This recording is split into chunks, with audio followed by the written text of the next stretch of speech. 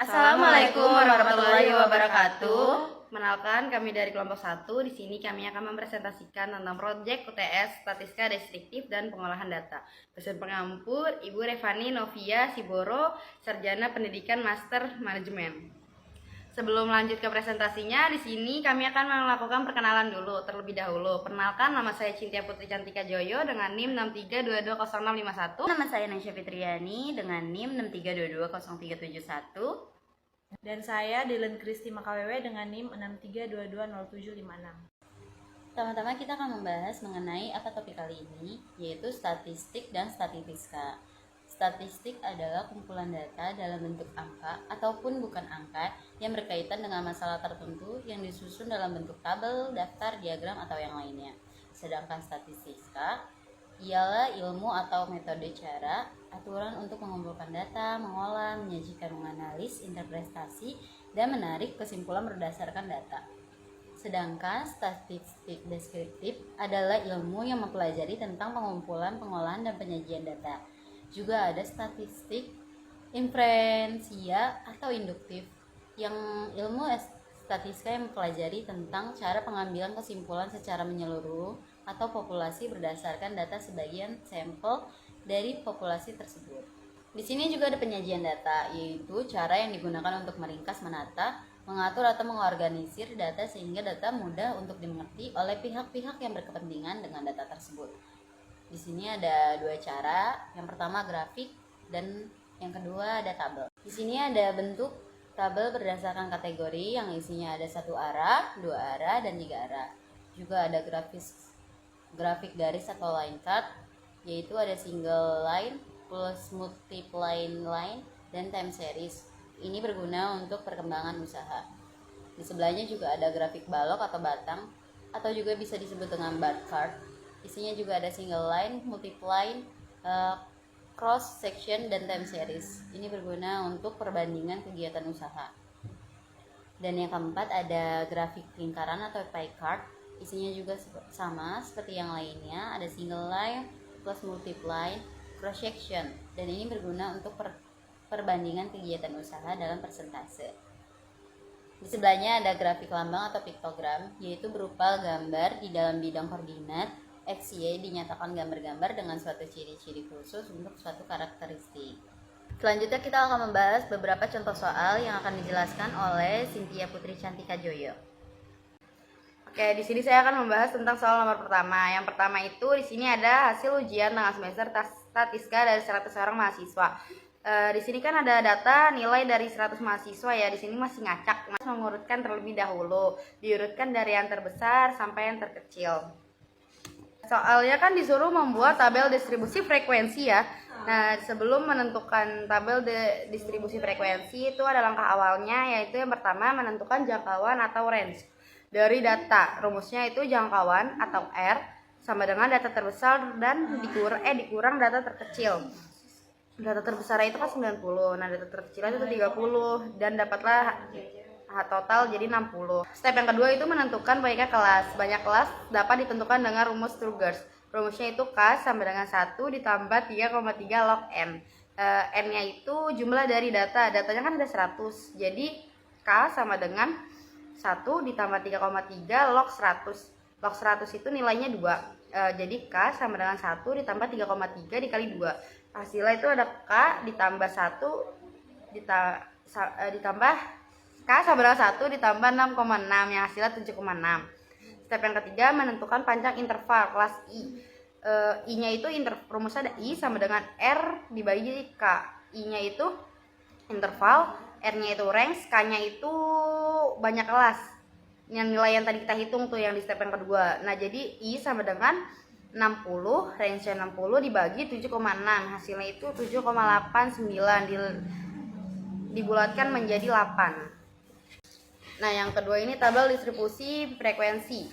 Tabel distribusi frekuensi itu kita urutin dulu nih nilainya. Nah, tadi kan nilai intervalnya kan itu jaraknya 8 ya. Jadi 30 jarak 8 itu sampai 37. Jadi 30 sampai ke 37 kan berarti 8, dan seterusnya 38 jadi ke 45, 46 jadi ke 53 dan seterusnya. Dan frekuensinya itu kita hitung nih, kan nomor 30 sampai ke 37 itu ada berapa? Itu cuma ada 1. Dan 38 sampai 45 itu banyaknya cuma ada 2, 46 sampai ke 53 itu cuma ada 6. Dan seterusnya, ada frekuensinya itu 100. Pas banget sama kayak di nilai datanya. Distribusi frekuensi kumulatif ini hampir sama ya, dan cara ngitung frekuensi kumulatifnya itu dari frekuensi itu 1 yang pertama, dan terus kan frekuensi yang 38 sampai 45 itu 2, jadi 1 ditambah 2, jadi frekuensi kumulatifnya itu 3 hasilnya, dan seterusnya, jadi 3 ditambah 6, jadi frekuensi kumulatifnya jadi 9 ditambah 8, jadi hasilnya 17, dan seterusnya ya, sampai dengan jumlah akhirnya itu 200. Ini ada distribusi kumulatif kurang dari dan lebih dari. Yang pertama saya akan membahas dulu yang kurang dari. Itu rumusnya TA sama dengan BA ditambah 0,5. Kita ngambil dari nilai yang di sebelah atas ya. Itu kan ada 37 ditambah 0,5 jadi kan 37,5. Frekuensinya tetap sama, tapi frekuensi kurang darinya itu cara ngitungnya cuma di jumlah-jumlahin, kayak pertama 1 ditambah frekuensi yang kedua itu kan jadi hasilnya 3 ditambah frekuensi yang ketiga jadi 9, dan seterusnya. Sepertinya, dan kayak di grafik lainnya juga yang lebih banyak itu nilainya yang 7,7,5 ya. Lebih dari itu tetap sama, cuma dia dikurang. Tadi kan ditambah, ini sekarang dikurang. Ya, terus ngambilnya kita dari tepi bawah. Jadi dari 30 dikurang 0,5. Jadi hasilnya 29,5. Terus 38 dikurang 0,5 jadi hasilnya 37,5. Tetap sama frekuensinya, cuma cara itunya tetap dikurang. Jadi frekuensi lebih besar darinya pertama kan, yang pertama 100 dikurang 1 jadi 99. Terus yang kedua dari 99 dikurang 2 jadi 97, dari 97 dikurang 6 jadi 91, dan seterusnya. Dan yang terakhir ini ada frekuensi relatif. Tetap sama nilai dan frekuensinya, tapi cara hitung frekuensi relatifnya itu sedikit beda. Itu rumusnya FR sama dengan F dibagi N dikali 100%. Jadi yang pertama itu F-nya itu kan 1 frekuensinya dikali 100 nilai dari N-nya dikali 100%, jadi hasilnya 1%. Yang kedua juga sama, 2 dibagi 100 dikali 100% hasilnya 2%. Yang ketiga 6 dibagi 100 dikali 100%. Ini saya akan mempresentasikan contoh soal kedua, yaitu menentukan rataan hitung mean, nilai tengah median, modus, kuartil, jangkauan antar kuartil, dan simpangan kuartil. Dari data frekuensi yang sudah tertera di sini, yaitu nilainya ada 4, 5, 6, 7, 8, dan frekuensinya 6, 10, 4, 12, 8. Nah, pertama-tama kita mencari rataan hitung atau mean-nya dulu, yaitu dengan menentukan sigma dari F, yang kedua sigma dari XF-nya, dan sigma dari FK-nya.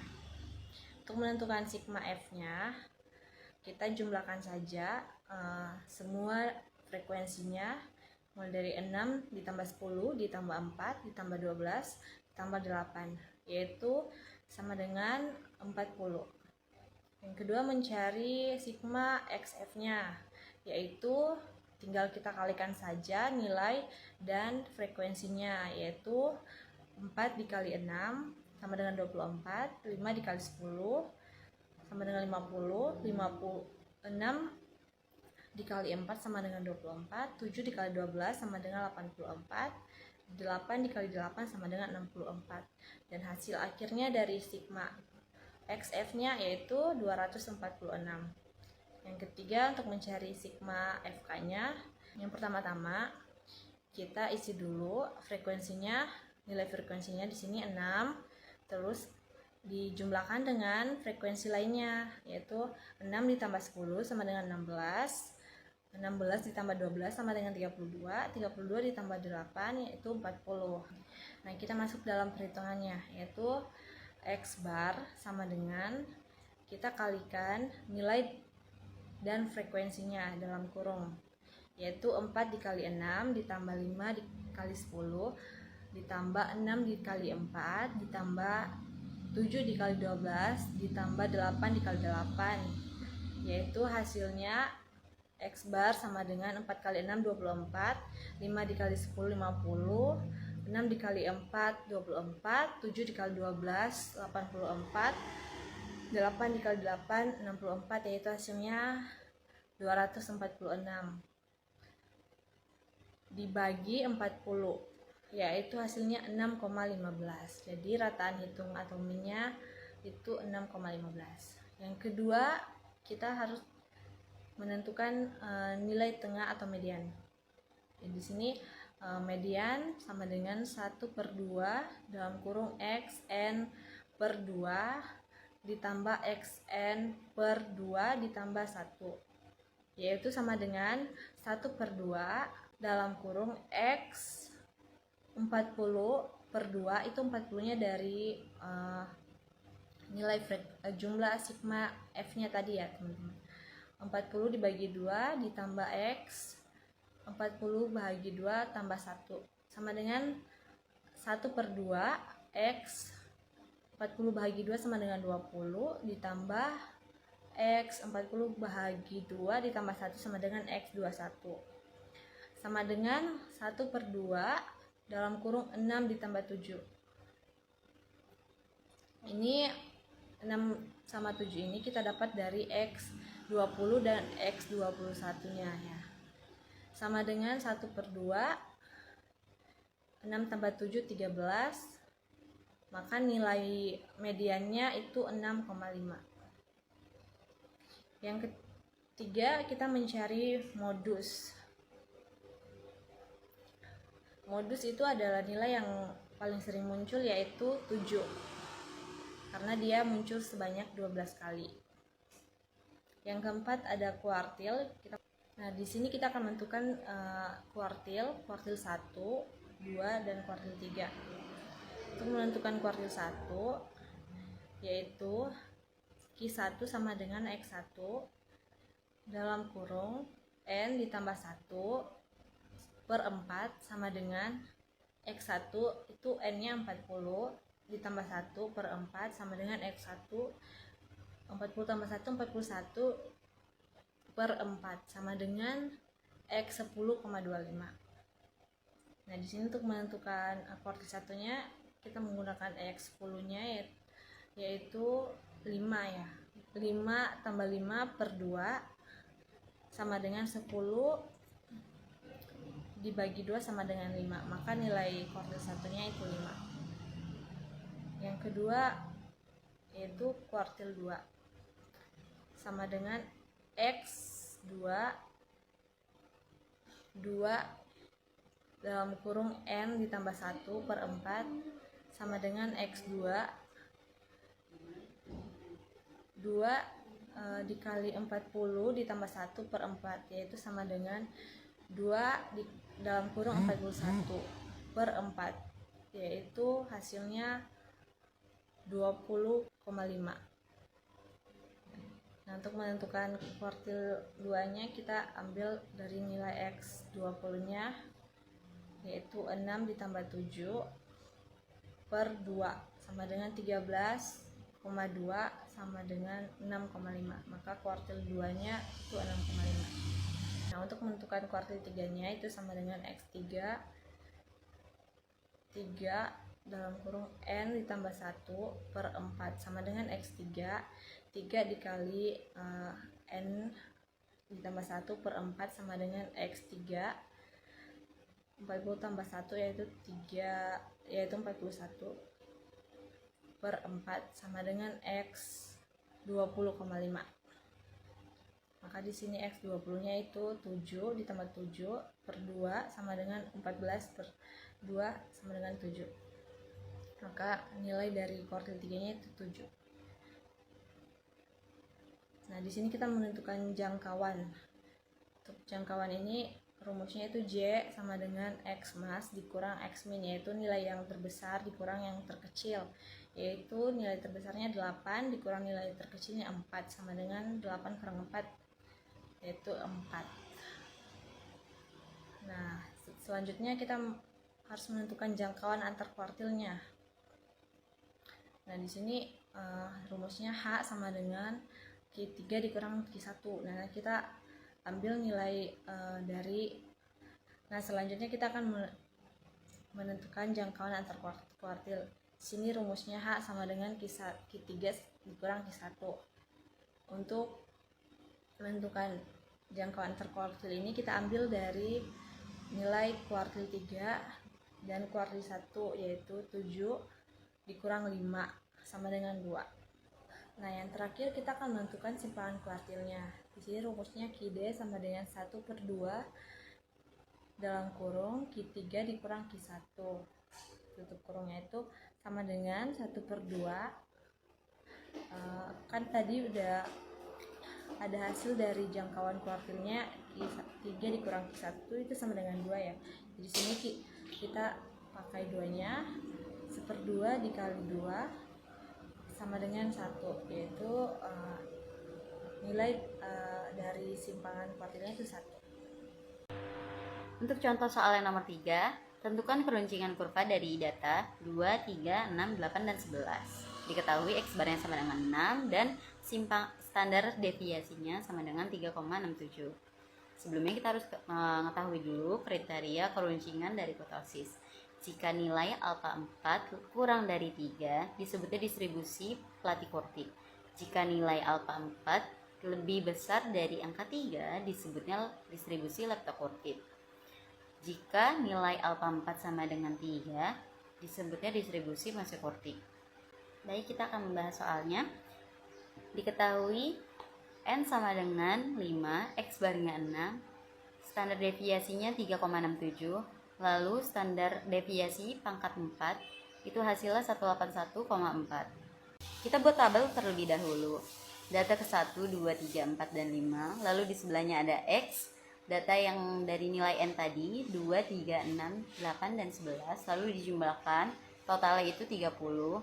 Rata-ratanya 30 dibagi dengan nilai N nya, yaitu 5, berarti hasilnya dengan 6 ya. Jadi untuk menentukan XI dikurang X bar adalah data yang di sebelah 2 dikurang dengan rata-rata yang tadi 6, 2 dikurang 6 sama dengan min 4, 3 dikurang 6 sama dengan min 3, 6 dikurang 6 sama dengan 0, 8 dikurang 6 sama dengan 2, 11 dikurang 6 sama dengan 5. Seperti itu ya.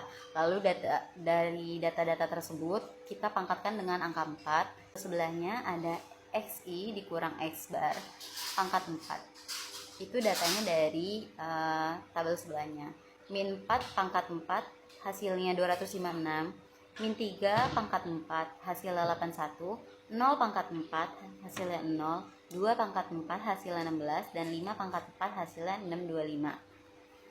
Lalu ditotalkan 978. Kita langsung ke rumusnya ya. Alfa 4 sama dengan 1/n dikali sigma XI dikurang X bar pangkat 4 dibagi S4.